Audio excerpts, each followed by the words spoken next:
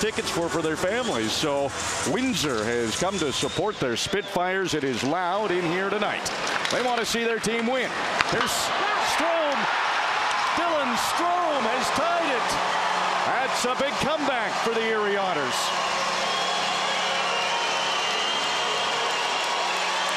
Erie Otters, excellent keeping at the line by Radish. He gets it down low to Strome. Strome so patient with the puck, is able to tuck it in on the blocker side of Dipietro. Off of that back foot, lightning quick release, off the bar and in.